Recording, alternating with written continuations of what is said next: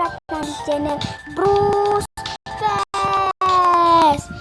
Kali ini kita akan main game horror lagi ya. Yepi.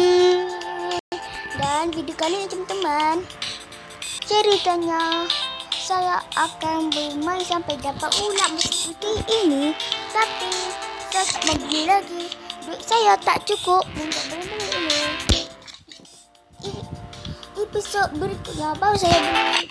Kali ini kita akan video sebentar saja untuk update dan baru di Horizon ini, guys. Langsung kita mula guys. Tapi sebelum itu jangan lupa klik like dan subscribe untuk informasi untuk kalian guys. Okey.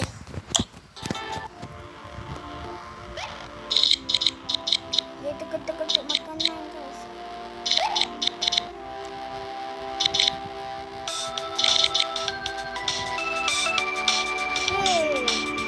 Saya hari ini sudah tahu nak main di Horizon ni macam mana guys.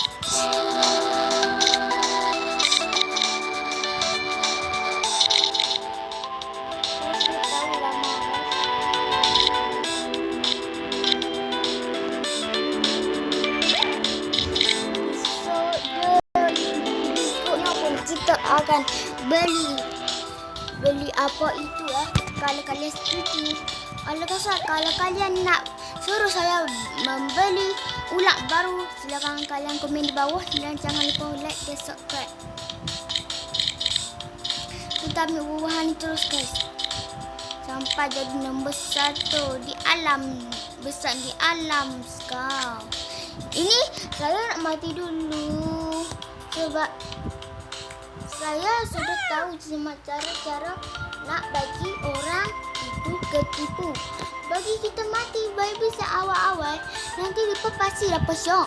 Mereka bagi dapat syok. Mereka nak ni kita start lagi sekali pasti mereka sudah noob guys.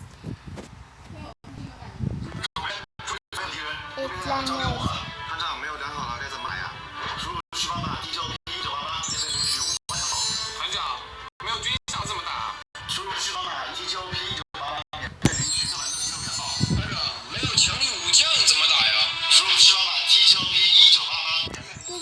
Sebentar guys.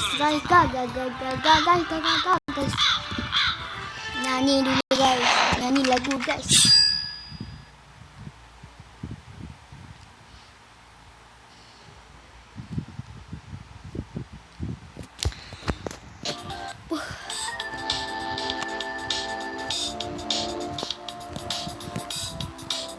Okey guys, mungkin cukup sekian dulu video kali ini ya tentang kita bermain game Horizon ini.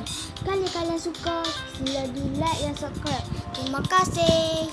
Kalian ada semua. Bye bye.